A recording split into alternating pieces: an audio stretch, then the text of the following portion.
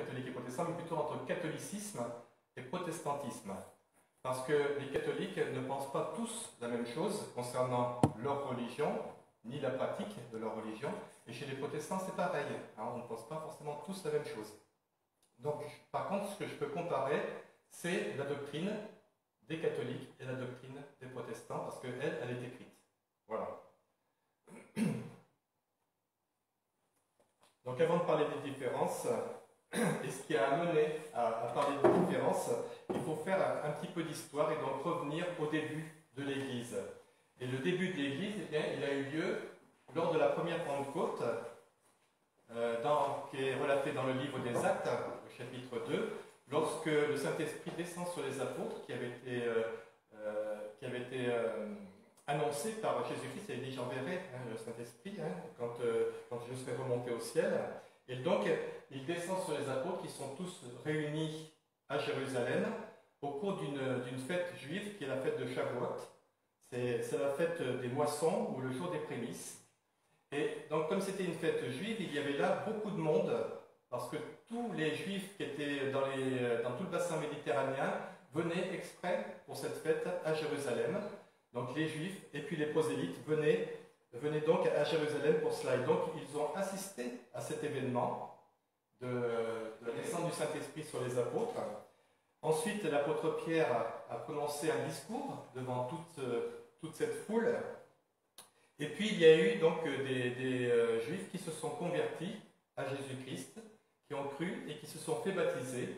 Et le texte nous rapporte qu'il y en a eu 3000 âmes l'Église a augmenté de 3000 âmes. Donc il y avait énormément de monde qui se sont convertis, qui sont devenus des chrétiens, de juifs qu'ils étaient. Et puis ces gens-là, qu'est-ce qu'ils ont fait? Ils sont repartis ensuite dans leur contrée.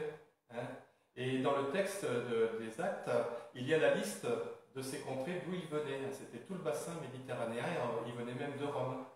Et donc ils sont repartis dans leur pays d'origine, et puis on peut supposer qu'en tant que chrétiens, ils ont témoigné aussi autour d'eux, et puis que des petits groupes se sont formés un petit peu partout dans tout le bassin méditerranéen.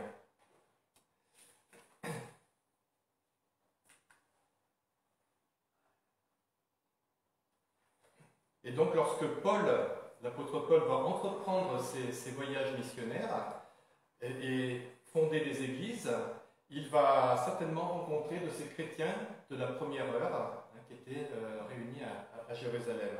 Et donc, on a eu très tôt, un petit peu partout, des assemblées chrétiennes qui se sont formées.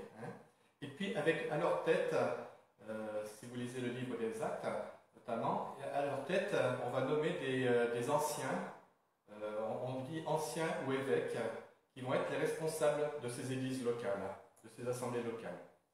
Mais au 1er et au 2e siècle, il n'est bien sûr pas encore question d'église catholique, apostolique, romaine, bien sûr, car il n'y a que des églises locales, qui sont une église par ville.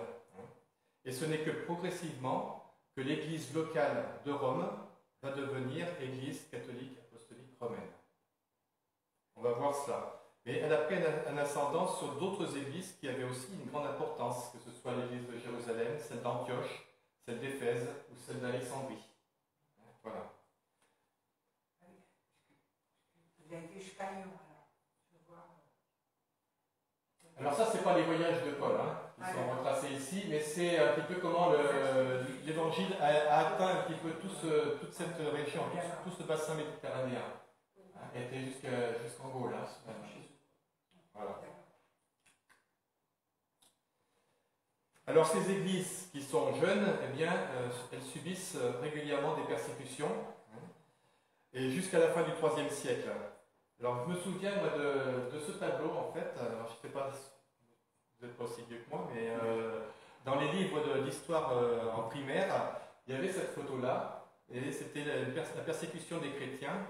Ça c'était avec Blandine. Est-ce que vous avez entendu parler de Blandine? C'était une jeune esclave chrétienne qui était à Lyon et qui a été martyrisée, elle avait 15 ans, elle a été martyrisée sous l'empereur Marc Aurèle. Ça c'était en 177. Et donc on avait de ce rappel de cette persécution des chrétiens pendant les premiers siècles. Et puis au début du IVe siècle, il va y avoir un événement important.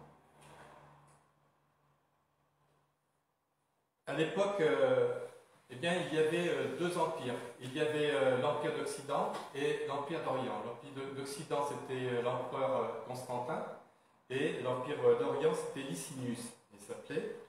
Et Constantin va voir les progrès de la religion chrétienne dans tout son empire, en particulier dans les villes importantes où il y avait un grand dynamisme. Et puis, il a lui-même une vision, enfin, c'est ce que raconte l'histoire, une vision, et il va se convertir. Il devait mener un combat contre Maxence, c'était un ennemi, un rival, et puis il reçoit, dit l'histoire, une vision où il voit ce qu'on appelle le chrisme, c'est un symbole de Jésus-Christ dans le ciel, avec une parole qui lui dit, si tu utilises ce symbole-là, tu vas gagner la victoire. Et donc il va mettre ce symbole de chrisme sur tous les boucliers de ses soldats, et il va remporter la victoire. C'est comme ça qu'on dit qu'il s'est converti à Jésus-Christ. Et à la suite de cette conversion, il va, avec Licinius, donc l'autre empereur, il va promulguer un édit, c'est l'édit de Milan. Ça c'est donc tout à fait au début du IVe siècle, c'est en 313. L'édit de Milan qui va être un édit de tolérance pour les chrétiens, et donc on ne persécutera plus les chrétiens. Et puis, lui, il va profiter de cela, de cette religion chrétienne, pour unifier son empire, c'est-à-dire que si on a une seule religion, eh bien, on peut unifier l'empire. Alors jusque-là, la religion, en fait, c'est une affaire... on avait la religion de ses parents, de ses ancêtres. Et puis là, maintenant, c'est une autre disposition, c'est-à-dire qu'il y a la notion de liberté religieuse. Chacun peut avoir la religion qu'il veut. C'est plus une imposition, et donc on ne persécute plus. Et la religion donc chrétienne, qui était alors répandue surtout en Asie mineure et puis dans le nord de l'Afrique, maintenant va s'étendre à tout l'empire, de l'Empire romain, et il va même devenir en quelque sorte la religion officielle de l'Empire.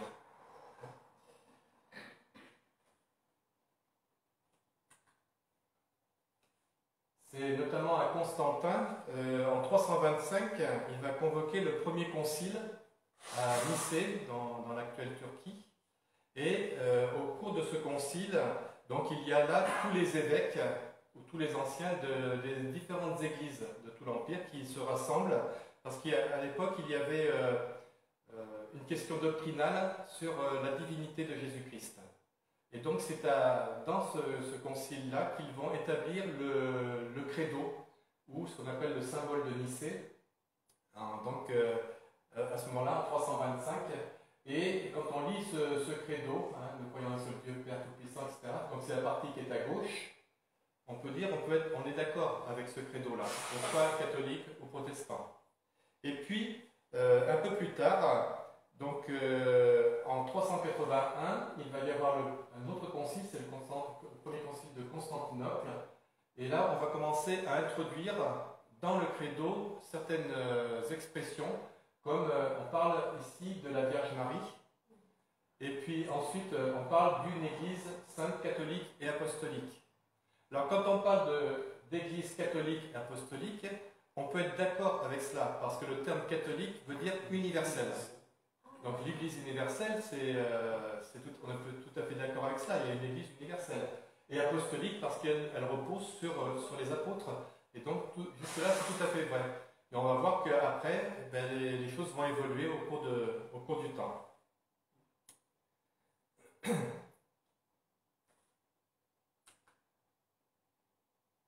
Et donc l'Église catholique aujourd'hui, elle prétend qu'elle remonte son histoire jusqu'à l'apôtre Pierre. Elle dit que l'apôtre Pierre, en fait, était le premier évêque de Rome. Et puis, donc, il y a une succession de chefs de l'Église, de responsables de l'Église à Rome jusqu'à aujourd'hui. Et donc, elle prétend que elle seule a cette transmission depuis l'apôtre Pierre jusqu'à aujourd'hui des responsables de l'Église. Et donc elle fait remonter son histoire jusqu'à l'origine de l'Église. Et le fait que l'Église catholique romaine peut retracer sa succession apostolique jusqu'à Pierre lui permet d'affirmer qu'elle est la seule véritable Église. Hein? Puisque, selon son interprétation, Jésus-Christ a donné à Pierre les débuts de l'Église, les clés du royaume. Et pour affirmer cela, donc elle utilise deux versets. Les versets de Matthieu 16, 18 et 19. Moi je te dis que tu es Pierre et que sur ce roc, en fait, et sur cette pierre, alors pour eux, cette pierre, c'est Pierre, c'est l'apôtre, je bâtirai mon église, donc que l'église est bâtie sur Pierre, sur l'apôtre Pierre, que les portes du séjour des morts ne prévaudront point contre elle, je te donnerai les clés du royaume des cieux, ce que tu lieras sur la terre sera lié dans les cieux, ce que tu délieras sur la terre sera délié dans les cieux.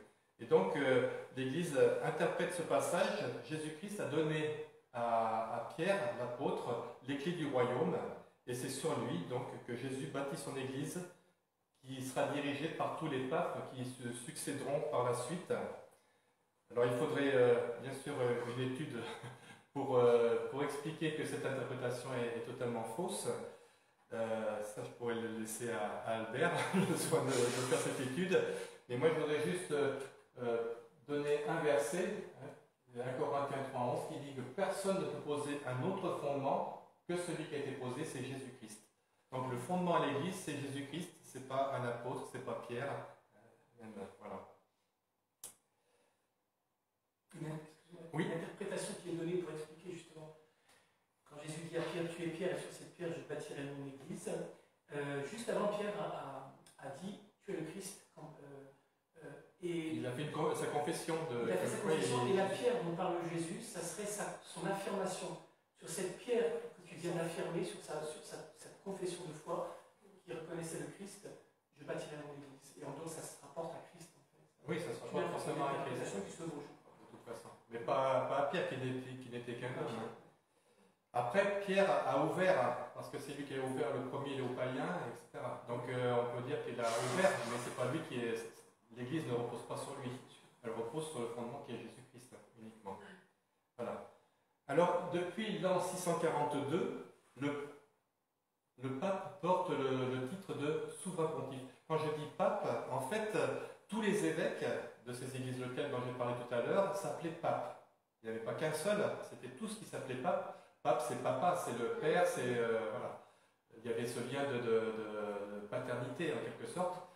Mais tous s'appelaient pape. Après, il n'y a eu que le pape, il n'y a que l'évêque de Rome qui s'est appelé pape par la suite parce que l'église de Rome a pris un ascendant sur toutes les autres églises, comme je le disais. Donc, depuis l'an 642, le pape porte le titre de souverain pontife. Or, ce titre de souverain pontife existait déjà bien avant le christianisme. À partir du 7e siècle avant Jésus-Christ, il y avait des souverains pontifes, il y avait des pontifes, c'était en fait... un conseil à Rome qui était chargé de gérer la religion romaine. Mais la religion romaine, à l'époque, c'était une religion païenne avec une multitude de divinités. Et le souverain pontife, c'était celui qui était le chef de ce conseil. Généralement, c'était l'empereur. Et par exemple, Jules César a été souverain pontife. Il n'y avait rien de religieux là-dedans, mais c'était eux qui étaient chargés de gérer la religion. Et donc, en fait, on peut voir que l'Église catholique romaine a en fait construit son histoire à partir de choses qui étaient païennes. Ce titre de souverain pontife que portent les papes à partir du 7e siècle, eh bien en fait ça dépendait d'une religion qui était païenne. Alors je retiens un petit peu à Constantin, parce que cette liberté religieuse qui était donnée à tous a permis que beaucoup de gens entrent dans l'Église, mais avec leur tradition. Ils ont conservé leur tradition païenne avec eux. Il y avait une multitude de religions, on peut dire, en dehors de la religion romaine, avec ces divinités qui représentaient aussi les divinités grecques. Il y a eu d'autres religions qui se sont mêlées avec cela, et les gens se sont venus dans l'Église chrétienne et l'Église catholique avec ces traditions, avec ces rites qu'ils avaient déjà auparavant. On le retrouve encore aujourd'hui dans certains pays, par exemple en Afrique, où il y a des gens qui se convertissent, mais qui gardent leur tradition avec le vaudou, avec plein d'autres choses qui restent. Voilà. Donc il y avait ce mélange qui était entré dans l'Église. Alors ici, j'ai mis deux photos. Il y a par exemple le culte d'Isis. Alors Isis, c'est une déesse mère en Égypte, Alexandrie notamment, et son culte, alors là on voit, elle tient son fils dans les bras, hein, Horus, qui est né d'une manière miraculeuse, et ce culte de la mère et de l'enfant, on le retrouve aussi chez Marie, parce que Marie va remplacer, pour les chrétiens, va remplacer Isis. Et plusieurs titres qui sont donnés à Isis sont donnés aussi à Marie. Par exemple, le titre de Reine du ciel, c'était un titre qui était donné à Isis. Et puis, un des pères de l'Église, Origène, qui était d'Alexandrie, et Alexandrie c'était le centre du culte d'Isis, c'est à lui qu'on doit aussi l'expression Marie, Mère de Dieu. C'est à Origène que l'on doit ça. Hein. Voilà.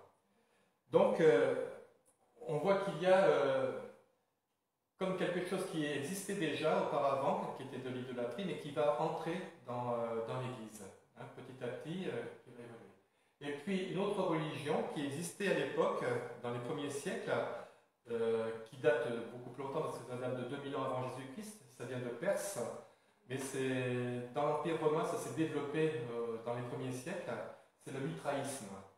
Et si j'ai pris cette religion, c'est parce qu'on trouve beaucoup de similitudes entre le mitraïsme et aussi le catholicisme. C'est-à-dire qu'il y avait en particulier le sacrifice, hein, d'un taureau, et on mangeait la chair et le sang du taureau, et on disait que le dieu Mitra était à l'intérieur de cette nourriture, et donc celui qui mangeait était assuré du salut. Et donc on voit un petit peu une similitude avec aussi la présence de Jésus-Christ dans le pain et dans le vin. Dans le mitraïsme, c'était aussi une naissance miraculeuse, et on fêtait la naissance du dieu Mitra, quand, à votre avis? Le 25 décembre. Voilà. Et on trouve aussi 7 sacrements dans le mitraïsme comme dans le catholicisme. Donc il y a beaucoup de similitudes entre ce que l'on voit dans le catholicisme et ce qui existait déjà à l'époque dans des religions païennes.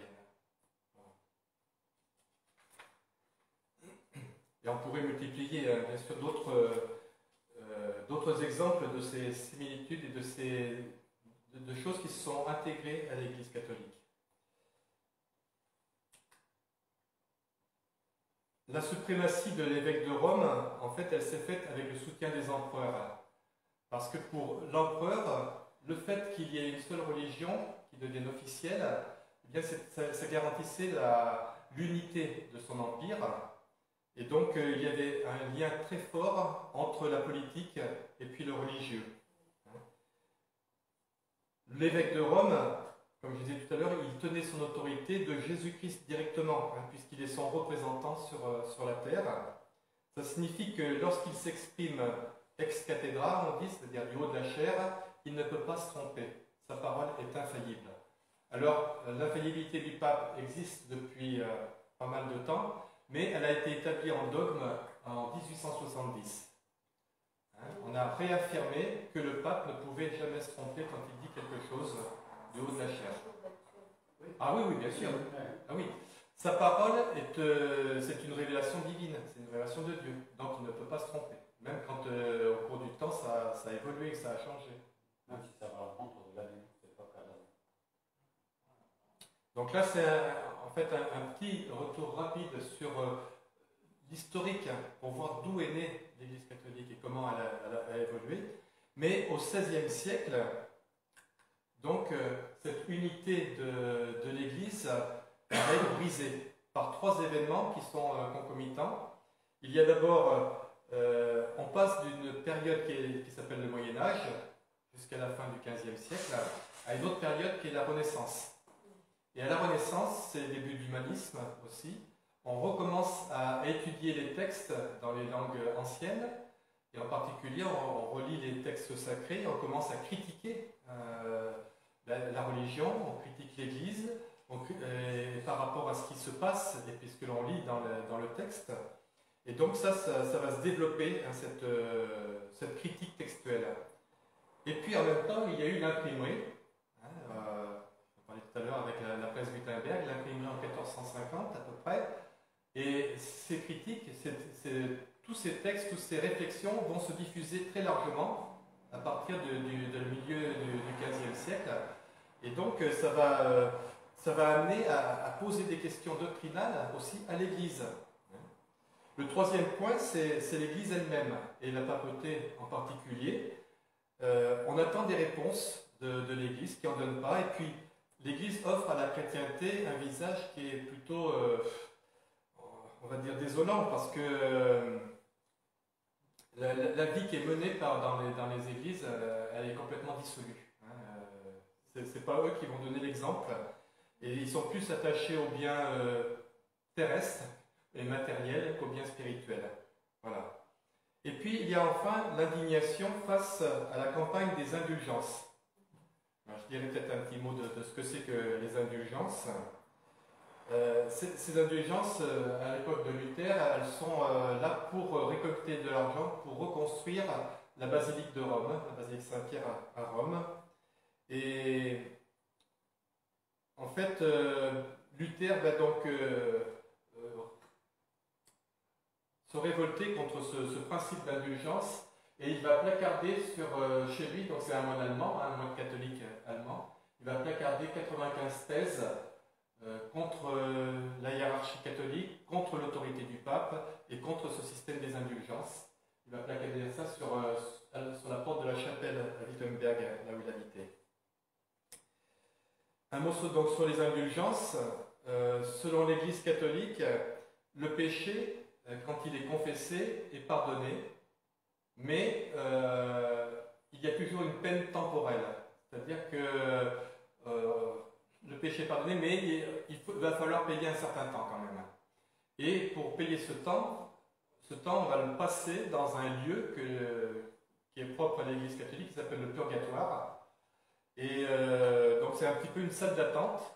Et suivant le temps, la vie que vous avez menée, vous allez passer plus ou moins de temps dans cette salle d'attente avant d'entrer dans le paradis. Et si vous voulez réduire ce temps, eh bien, il faut payer des indulgences. Alors, les indulgences, ça peut être de réciter des prières, ça peut être de faire des pèlerinages, visiter des sites remarquables. Si vous allez par exemple au Vatican, à la basilique Saint-Pierre, il y a une porte pour ceux qui ne sont pas forcément croyants, et puis la porte pour les croyants où il y a marqué que si on y passe dessous, on gagne des indulgences. C'est-à-dire que vous allez réduire votre temps dans le purgatoire. Voilà. Alors, jusqu'à Vatican II, les indulgences, elles étaient comptabilisées en jours, en mois et en années. Alors, suivant ce que vous faisiez, vous aviez une réduction de peine de peut-être 2 ans et 6 mois, ou voilà. Mais aujourd'hui, depuis Vatican II, il n'y a plus ce temps qui est comptabilisé, mais elles sont soit plénières, soit partielles. Mais elles existent toujours, les indulgences. C'est-à-dire que si vous faites encore des indulgences, vous pouvez toujours avoir des indulgences. Si vous faites dire des messes pour les morts, c'est des indulgences, etc.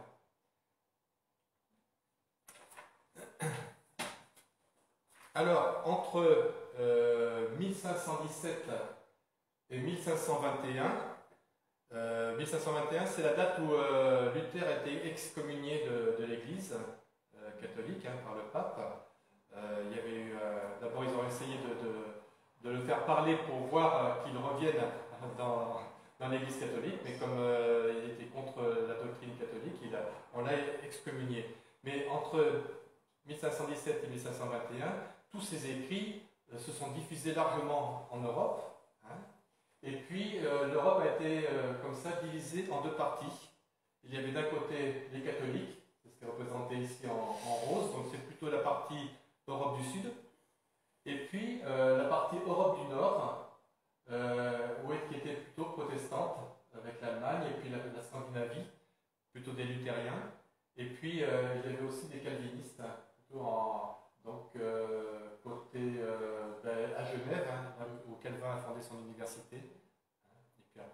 aussi en France. Et ça, on le verra peut-être demain soir.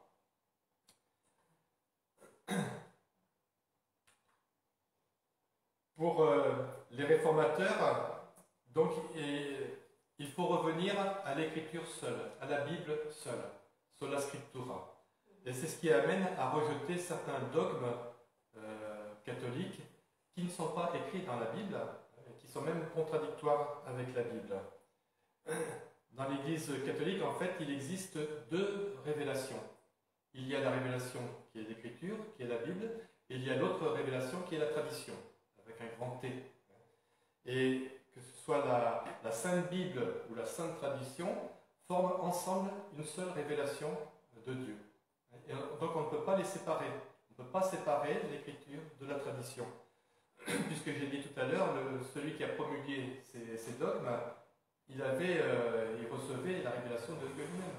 Et donc, ce qu'il a annoncé avait le même poids, la même autorité que la Bible elle-même. Donc ça, c'est le premier point de désaccord entre les catholiques et les protestants. Parce que les protestants n'accordent qu'à l'Écriture seule une autorité divine. Nous avons dans la Bible toute la révélation de Dieu, il n'y a rien à y rajouter de plus, il n'y a pas une nouvelle révélation à attendre. Et la tradition catholique, pour qu'elle soit vraiment considérée comme parole de Dieu, eh bien, elle a été transformée en dogme. On a mis des dogmes. Alors un dogme, c'est une affirmation fondamentale qui ne peut pas être contredite, qui est forcément incontestable. Et donc, pour justifier certaines pratiques, il a fallu établir en dogme certaines pratiques qui existaient dans l'Église. Et déjà dans l'Évangile, on voit que Jésus accusait les religieux juifs en disant « Mais vous avez annulé l'Écriture au profit de votre tradition. » Donc ce n'est pas nouveau. Là, j'ai fait une liste qui n'est pas exhaustive de dogmes qui ont été établis. Alors, en fait, c'est des traditions qui existaient déjà. On trouve des premières traces déjà il y a longtemps, mais après, elles ont été établies en dogme beaucoup plus tard. Mais une fois que c'est écrit en dogme, c'est fini, on ne peut plus revenir dessus. Donc, la prière pour les morts, je me dis un mot. En fait, bien avant le christianisme, il y avait ces religions romaines ou même dans l'Inde aussi, les hindous, les morts devenaient des petits dieux. Et donc on pouvait s'adresser à eux, on pouvait les prier. Et puis ensuite, ça a été la prière pour ceux pendant la période de persécution dans les premiers siècles. Ces martyrs, on disait, ils ont subi le martyre, donc ils sont plus proches de Dieu que nous. Et donc on pouvait s'adresser à eux pour intercéder pour nous. Voilà. Et puis enfin, on prie pour les morts aussi pour, comme je disais tout à l'heure, qu'ils passent moins de temps dans le purgatoire.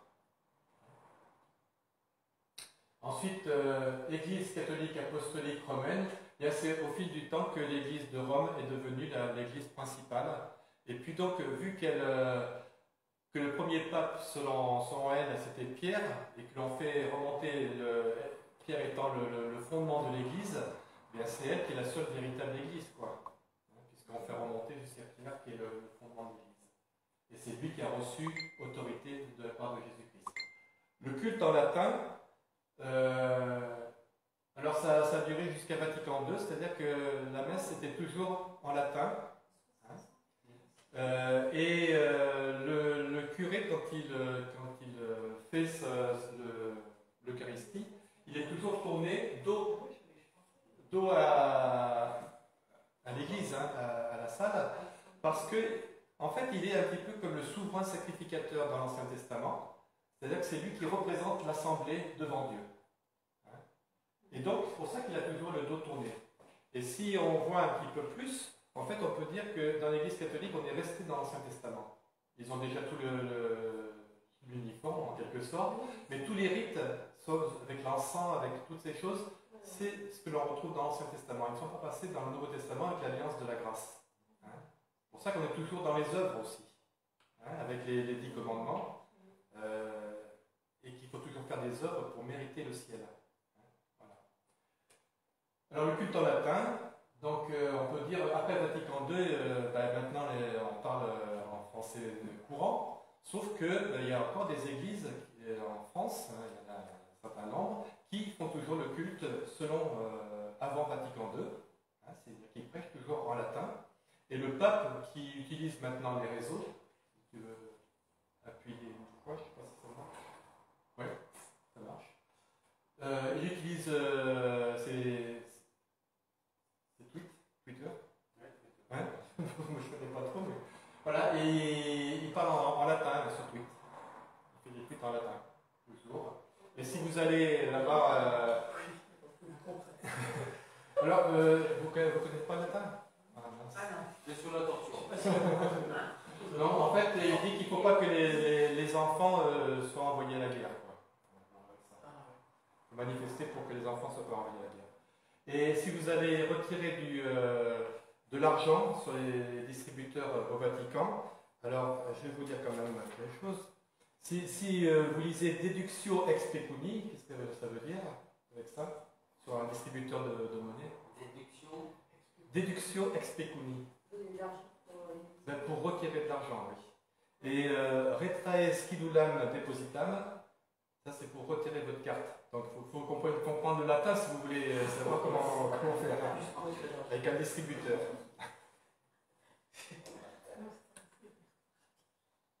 Voilà. Après, le culte des reliques et des saints. En fait, les saints, c'est pas. Normalement, dans l'écriture, c'est tous ceux qui sont nés de nouveau sont appelés saints, c'est-à-dire séparés du monde pour Dieu. Et les saints, en fait, pour l'Église catholique, ce sont des gens qui ont fait des choses tellement formidables, bien qu'ils ont été, ils sont tout de suite près de Dieu, quoi. Donc, on peut s'adresser à eux parce qu'ils sont plus près de Dieu que nous. Donc, voilà, c'est eux qui sont médiateurs. On ne s'adresse pas à Jésus-Christ comme médiateur, mais on s'adresse aux saints comme médiateurs devant Dieu. Et les reliques, eh bien, ce sont des objets qui ont touché soit Jésus-Christ, soit des saints. Alors ça peut être un vêtement, ça peut être un bout de la croix, ça peut être... Et à Cahors, vous êtes vernis, vous êtes vernis. Vous avez, vous, la coiffe, la sainte coiffe. Alors, j'ai cité ce verset de Jean. Simon-Pierre qui le suivait entre dans ses trucs. Il vit les bancs qui étaient à terre et le linge qu'on avait mis sur la tête de Jésus, non pas avec les bancs, mais plié dans un mur à part. Et donc ce linge qui était sur la tête de Jésus, vous l'avez à Cahors. C'est magnifique. Dans la cathédrale.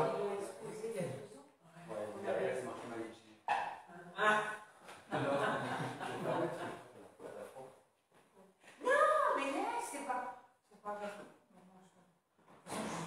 Toujours chaud. Je ne sais pas, pour avancer le truc, c'est toi. Ouais. Alors, il y a eu en 2019 toute une procession pour amener la coiffe dans la cathédrale, et puis maintenant elle peut être visitée. Vous ne pouvez pas la toucher. Non, elle était en hauteur, et il fallait que les gens se mettaient en dessous. Et ils restaient comme ça. En fait, c'est ce qu'il expliquait, le prêtre, un jeune prêtre, Il il expliquait qu'avant, on le mettait directement sur la tête des gens. Et Avec après, le pour Covid, question d'hygiène et pour protéger cette salle de coiffe, ben, ils ont mis une espèce de cloche en verre. Voilà, suspendu, et tu te mettais en dessous. Donc tu avais la cloche à peu près. Oui, mais ça n'a pas le même effet. Ah, ça n'a pas le même effet.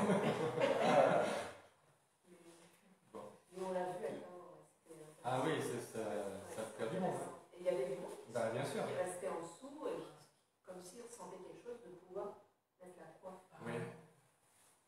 C'est comme un bout de la croix de Jésus. Il doit y en avoir des milliers un peu partout dans le monde. Ouais.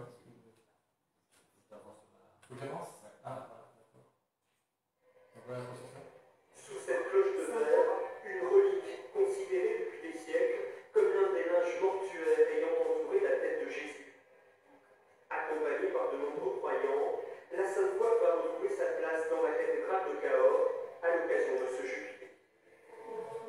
C'est un foulard qu'on mettait pas uniquement autour de la tête du Christ, mais à l'époque, pour que les morts n'aient pas la mâchoire qui pend, enfin qu'ils soient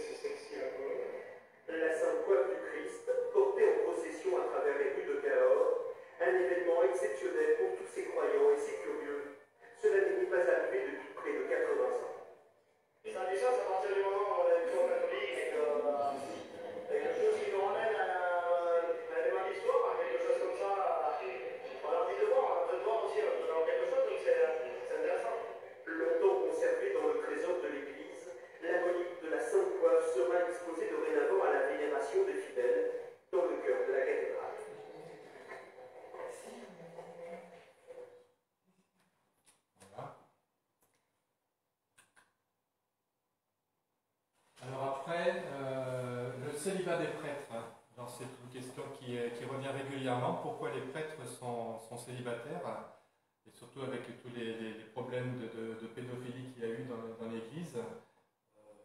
En fait, il y a 4 raisons pour lesquelles c'était conseillé avant, et puis c'est devenu un dogme, une obligation pour les prêtres d'être célibataires.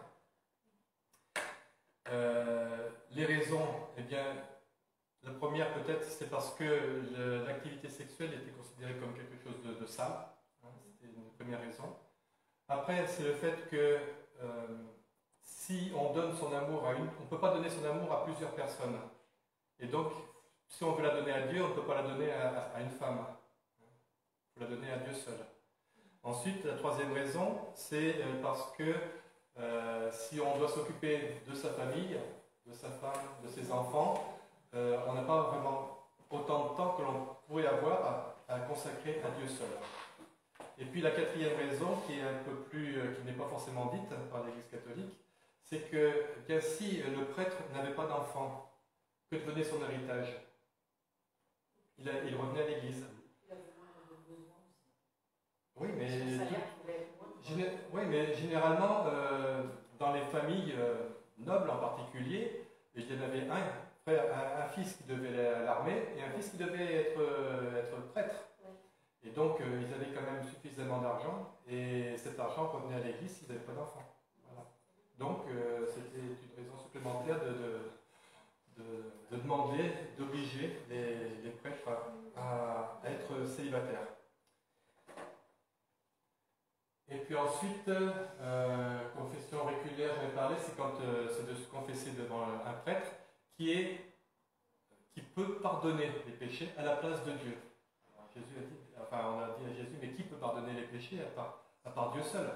Mais le prêtre a cette autorité, puisqu'il est le représentant de Dieu, et donc il peut pardonner pour Jésus-Christ, il peut pardonner les péchés. La transubstantiation, c'est un terme un petit peu barbare, c'est le fait de la présence de Jésus-Christ dans le pain et dans le vin, au moment où le prêtre bénit la scène, l'Eucharistie. Voilà. Et donc j'ai dit tout à l'heure d'autres religions païennes qui avaient la même chose. Le purgatoire, j'en ai parlé aussi, donc c'est arrivé en 1274, mais avant ça existait déjà, mais ça a été promulgué en dogme à partir de ça. Donc c'est ce lieu, pour les catholiques, qui permet à tous en fait d'aller au paradis, mais après un temps plus ou moins long, parce qu'on n'est pas tous des saints. Il n'y a que les saints qui peuvent aller directement sans passer par le purgatoire, mais comme on n'est pas tous canonisés, eh bien on doit passer par ce temps de latence.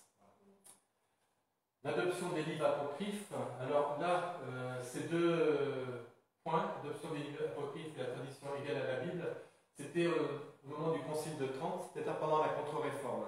Il y a eu une réaction de l'Église catholique contre la réforme, et donc il fallait vraiment appuyer, asseoir ces convictions qu'on avait, que, eh bien, il y avait ces livres qui avaient la même autorité que la Bible, enfin que le canon biblique, parce qu'on trouve dans ces livres-là qui ont été ajoutés, je vais donner après, dans la dernière partie, je vais parler des différences entre les Bibles catholiques et protestantes.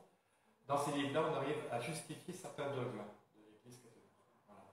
Et puis, tradition égale à la Bible, il fallait vraiment affirmer cela pour lutter contre la réforme.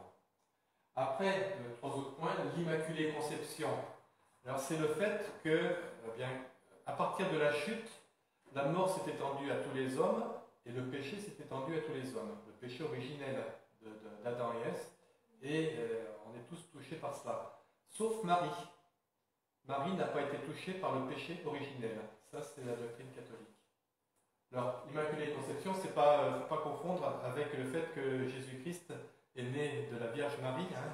Ça, c'est l'incarnation. C'est pas l'Immaculée Conception. L'Immaculée Conception concerne Marie, qui est né sans ce péché originel. Voilà. Donc ça, c'est 1854. L'infaillibilité du pape, j'en ai parlé tout à l'heure, c'est-à-dire que déjà, à travers les dogmes, on le considérait comme infaillible, mais ça a été promulgué en tant que dogme, l'infaillibilité du pape, qu'en 1870. Et puis après l'Assomption de Marie, c'est le fait à ne pas confondre avec l'ascension de Jésus-Christ. Mais l'ascension, c'est que Marie est montée aussi au ciel parce qu'elle était sans péché, quoi. Alors, je lis donc cette bulle de Pie XII en 1950, donc c'est quand même suffisamment récent, hein, c'est pas très vieux que ça. Il a écrit par l'autorité de notre Seigneur Jésus-Christ, des bienheureux apôtres Pierre et Paul, et par la nôtre, l'autorité, nous proclamons, déclarons et définissons que c'est un dogme divinement révélé, que Marie, l'Immaculée, Mère de Dieu toujours vierge, parce que pour eux, elle n'a jamais eu d'autres enfants, alors qu'il y a des frères et sœurs qui sont nommés dans l'Écriture, l'Immaculée Mère de Dieu toujours vierge, à la fin du cours de sa vie terrestre, a été élevée en âme et en corps à la gloire céleste. C'était 1800 ou 1950 1950. Hein, donc c'est pas si vieux que ça. Et donc tous ces dogmes vont constituer des différences entre le catholicisme et le protestantisme. Alors, oui. C'était une question.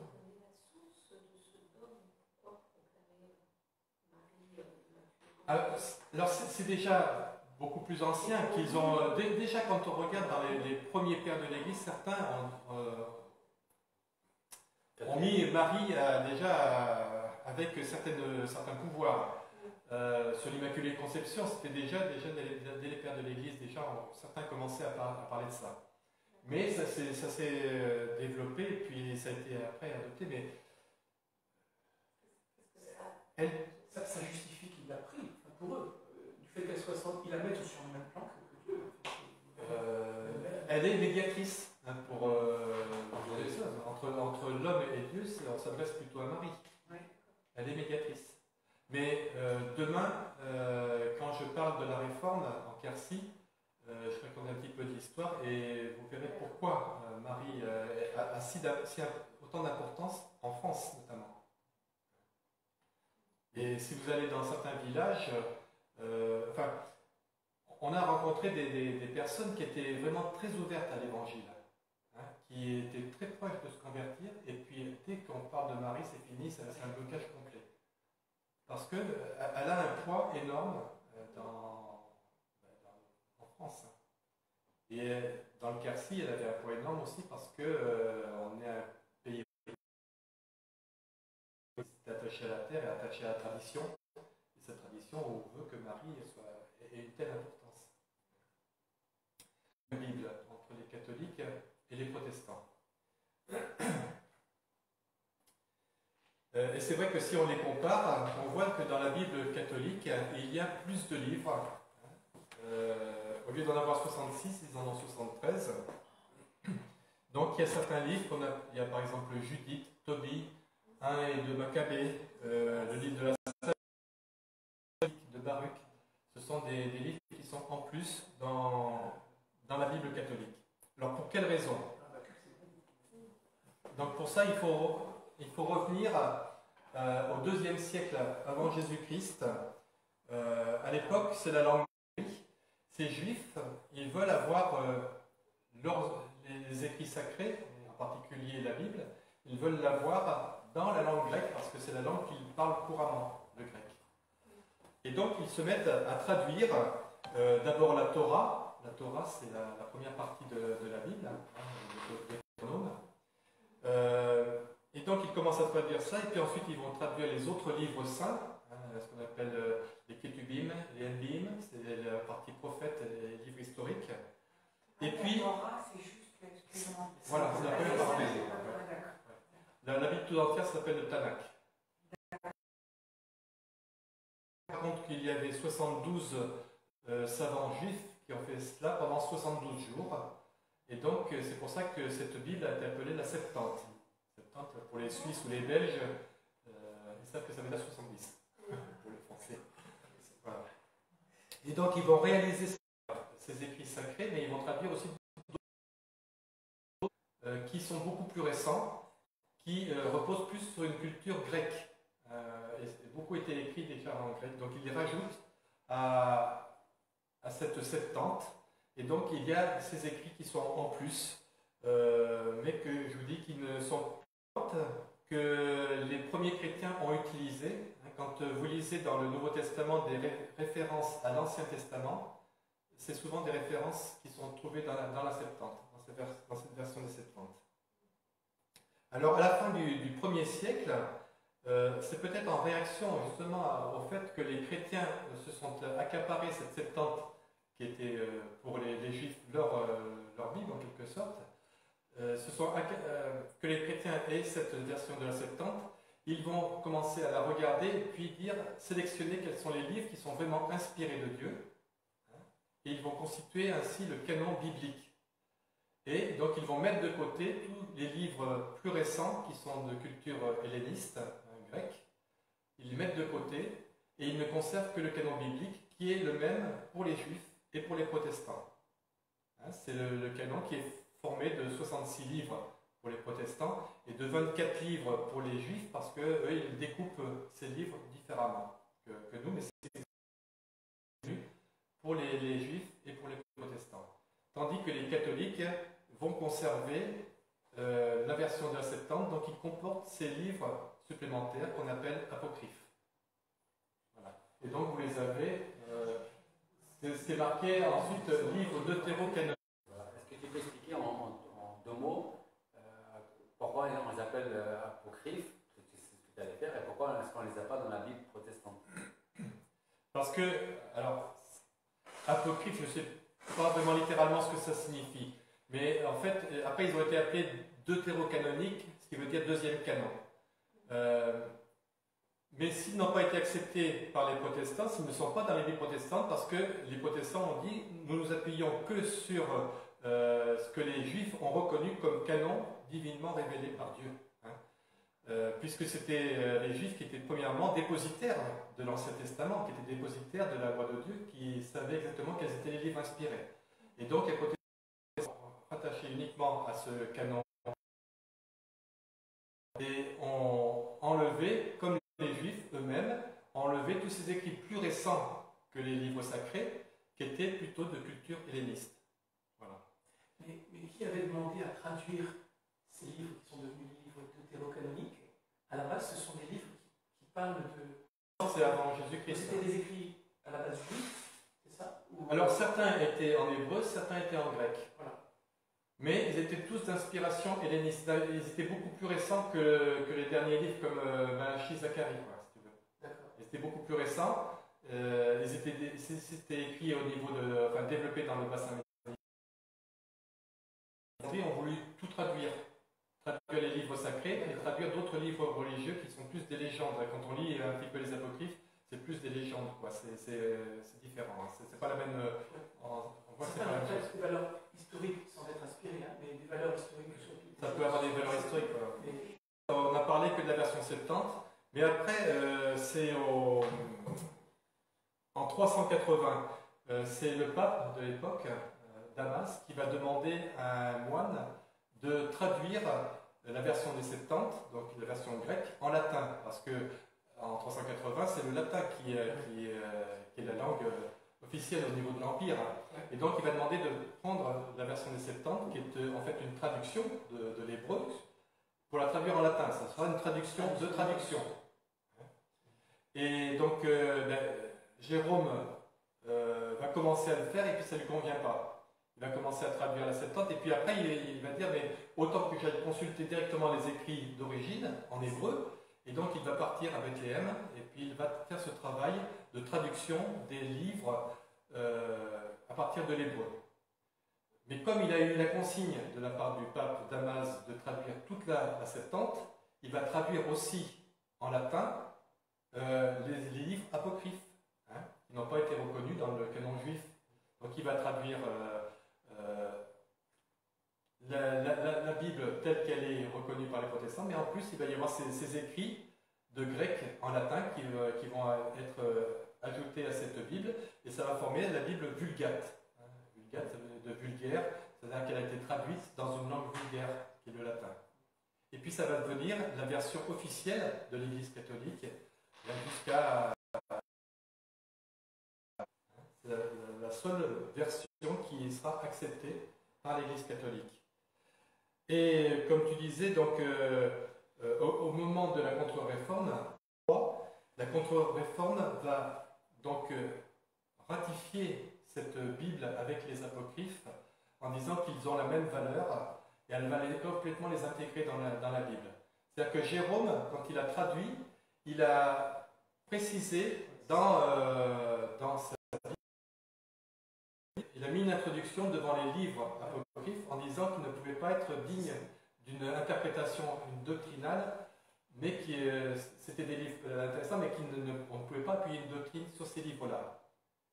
Et au moment de la contre-réforme, l'Église catholique a supprimé ces introductions. Et la même autorité, ils avaient ainsi la même autorité que le reste de la Bible. Alors, si vous voulez que je vous lise le prologue de Jérôme, c'est ce qu'on appelle le prologue Galaetus. Il est très dur à trouver même sur Internet.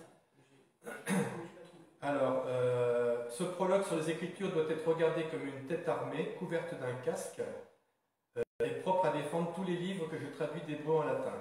Et l'on doit remarquer que tous les autres qui ne sont pas compris dans ce dénombrement que je viens de faire doivent être mis parmi les livres apocryphes. On se souviendra donc que le livre de la sagesse, qu'on attribue ordinairement à Salomon, le livre de Sirach, le livre de Judith, de Tobie et du pasteur sont exclus. J'en dis de même des livres des Maccabées, dont j'ai vu le premier écrit en hébreu. Pour le second, il a d'abord été écrit en grec, comme il était aisé de le reconnaître par le style du livre, même et ses expressions toutes grecques. Voilà, donc il y avait cette introduction devant les livres pour dire que ce n'était pas le canon biblique. Donc ce n'était pas la parole révélée. Et au moment de la contre-réforme, eh bien, il fallait justifier certains dogmes, et donc l'Église a introduit ces livres apocryphes en disant qu'ils avaient la même autorité que le reste. Parce que ces livres,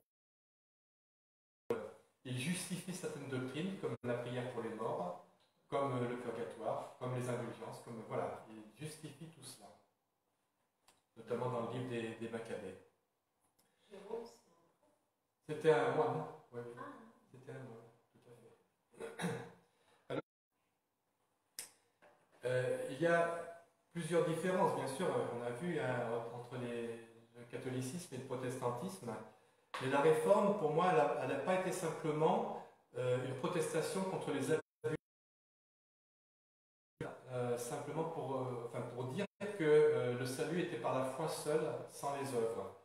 La grande différence, pour moi, c'est surtout l'articulation qu'il y a entre le croyant, Dieu et l'Église. Pour l'Église catholique, c'est cette image-là. C'est-à-dire que le croyant ne peut pas le prêtre. Le prêtre seul est capable de lui annoncer le salut et de lui expliquer la Bible. L'homme ne peut pas par lui-même comprendre l'Écriture, et c'est pour cette raison qu'on a empêché les croyants de lire la Bible, parce que c'était que l'Église qui était capable de l'interpréter correctement. Et donc, quand des hommes ont voulu traduire la Bible dans une langue vernaculaire, c'est-à-dire que les gens puissent lire facilement, eh bien, on a brûlé. Voilà. C'est surtout ça, je crois, la grosse différence, c'est que pour les catholiques, l'Église catholique, il faut toujours s'adresser à l'Église pour aller vers Dieu. Alors que pour les protestants, les croyants viennent à Jésus-Christ, sont sauvés et constituent ensuite l'Église. C'est tout à fait différent, c'est une autre articulation. Si vous avez des questions sur Dieu, quand vous êtes catholique, on va vous dire, mais allez voir le prêtre. Si vous êtes protestant, si vous avez des questions sur Dieu, on va dire, lisez la Bible. Voilà, pour moi, la grosse différence. Voilà, je ne sais pas si vous avez maintenant peut-être des questions.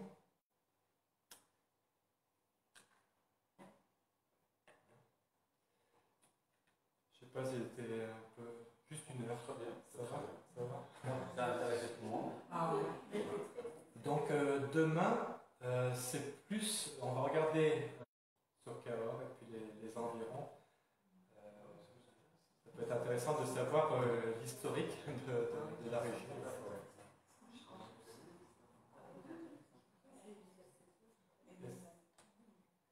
Est-ce que vous avez des questions? Si je peux répondre, parce que je n'ai pas toutes les réponses non plus. Pour résumer ta conclusion, Ouais. je parle un peu fort par conclusion, Ouais. c'est que moi, si je recherche un moyen d'aller au ciel, si j'écoute l'Église catholique, elle va me dire de passer par elle et surtout de pratiquer des bonnes œuvres. Il y a ça, le baptême protestant. Par contre, si par exemple vous faites un mariage entre un catholique et un protestant, j'ai posé la question à un prêtre, est-ce que le protestant devra se refaire baptiser? Non, il sera comme adopté. Mais à partir du moment, pourquoi on baptise les enfants très jeunes? C'est parce que on est sûr qu'ils rentrent dans l'église et la nouvelle naissance, en fait, c'est le baptême. C'est par le baptême qu'on entre dans l'église et hors de l'église catholique, il n'y a pas de salut. Donc c'est la seule véritable église. On l'a montré avec des papes qui vont jusqu'à Pierre. Et comme l'église a été bâtie sur Pierre, c'est Jésus-Christ qui a donné cette autorité à pape et donc à l'église de Rome. Hein, donc en dehors de cette église-là, il n'y a pas de salut. Donc il faut se baptiser. Mais maintenant avec l'œcuménisme, on s'adapte à ceux qui se sont éloignés de l'église du tronc vrai.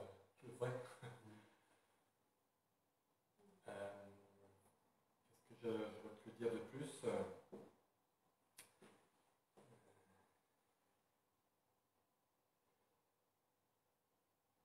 Si vous avez des questions, oui, après tu m'as dit par rapport à la Bible que nous avions, c'est que nous avions une biblette.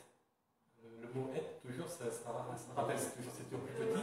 Donc nous avions une biblette, et même lors d'une étude biblique, j'avais été à une étude biblique avec l'évêque, il avait dit, mais chez les catholiques, chez les protestants, vous avez une Bible qui en a pas, mais c'est pour que ça coûte moins cher. C'était la raison qu'il avait trouvée pour me dire qu'on avait une Bible qui était différente de la leur. Et donc c'est vrai que si on a plus de livres, forcément on est meilleur. On est plus riche.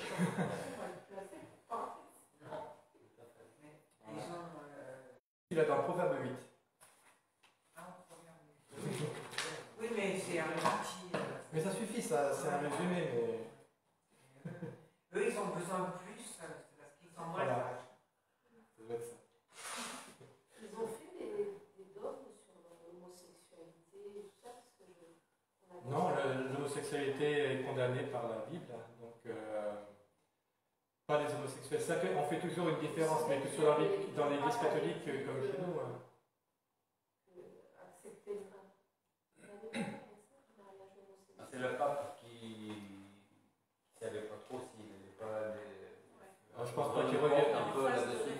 Je pense pas qu'ils reviennent dessus, hein. Comme le célibat des prêtres, pour l'instant, ils vont pas venir. Par contre, il y a des prêtres qui sont mariés.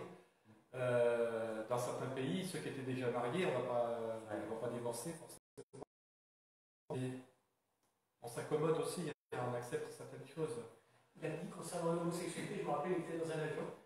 Il n'a pas pris position, il a dit, mais qui suis-je pour juger? Oui, non, mais c'est alors que la Bible est claire. il juge sur plein d'autres sujets. Non, mais c'est. Il n'a pas pris position. Oui, mais c'est pas, on ne va pas condamner ou juger l'homosexuel par lui-même. On peut juger l'homosexualité, mais pas l'homosexuel. On juge le vol comme quelque chose qui est mauvais, mais pas le voleur. Mais en même temps, ce qui est frappant, c'est que c'était les premiers à monter au créneau lors du mariage pour tous, les catholiques. Hein, ils ont effectivement ces réactions, ils ne sont pas passifs, je veux dire, face à ce qui se passe, même si la prise de position, c'est là où le monde catholique est aussi très divers, et avec des différences. Et moi, la principale question que je me pose, mais puisqu'ils prennent la Bible et la tradition sur la même autorité, comment expliquent-ils toutes les contradictions du croire en un seul Dieu en trois personnes, pourtant ils disent pas qu'elle est une déesse. Il l'a pris. Il ne l'adore pas, il la vénère. Il la vénère, voilà. On honore les saints, on honore les maris, mais la mariologie, c'est pas de l'adoration, quoi. Pourquoi Mais c'est ça. Il prie devant des images, devant des statues, mais c'est pas la statue qu'il prie, il prie la personne qui est derrière, quoi. Mais c'est quand même une prière, c'est intéressant de savoir comment il considère la prière, parce que c'est une prière, la prière ne s'adressant qu'à Dieu. Comment est-ce qu'il considère la prière? Est-ce que la prière c'est uniquement comme s'adressant à Dieu? Là pour eux c'est pas le cas,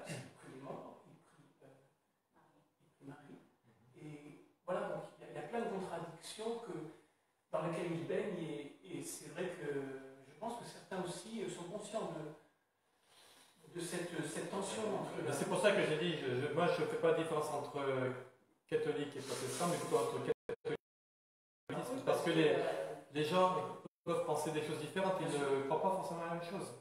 D'ailleurs, ils ne sont pas à ce niveau de compréhension. Ceux qui se disent catholiques, souvent sont catholiques de père en fils, sans aller plus loin. Ils ne posent pas de questions. Moi j'avais ma grand-mère qui enseignait le catéchisme, elle n'avait jamais lu la Bible. Donc elle s'appuyait sur ce que... On n'a pas accès à la Bible, ce que le prêtre dit lors de la messe. Mais aujourd'hui, davantage quand même. Ah, peut-être. Beaucoup plus lisent la Bible, Oui. mais avec des œillères, parce que l'interprétation, ce n'est que l'Église qui peut l'apporter. Voilà, c'est ça. Mais le fait que la tradition, comme je disais, elle contredit, mais pour eux, c'est une révélation nouvelle. C'est une révélation supplémentaire pour mieux comprendre encore. Dieu donne de nouvelles révélations pour mieux comprendre ce qu'il voulait dire dans sa parole. Oui, mais en même temps, comme argument qu'on peut lui opposer, c'est que Dieu ne se contredit pas. Et c'est vrai qu'il reste fidèle à sa parole. Les viennent justifier ces dogmes-là et qu'ils ont intégrés comme canon biblique. Ils disent, voilà, c'est écrit là, c'est écrit dans la Bible. Je pense que demain, ce sera très intéressant aussi. Oui, parce que là, ça nous touche de près, parce que c'est les Cahors quand même. Les Cahors, vous avez vu, ils sont forts, hein. Ils ont la coiffe. Oui, mais nous, on est allés la voir à l'église catholique, et il y avait un prêtre qui surveillait la porte. Il faut toujours qu'il y ait quelqu'un qui surveille, parce que sinon... Oui, mais Alfred, il a été vraiment au contact du monsieur, du prêtre, pour lui parler de tout ça. Mais c'est vrai que c'est impressionnant de voir les gens, c'est comme une superstition. Là, c'est une vénération, bien sûr. Les reliques, c'est ça. Et je suppose que vous avez gagné des indulgences en allant la voir. On va.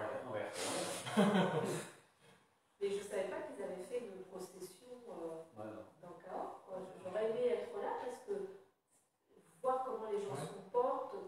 Il y a beaucoup de curieux aussi. C'est pas tous des catholiques fervents, mais.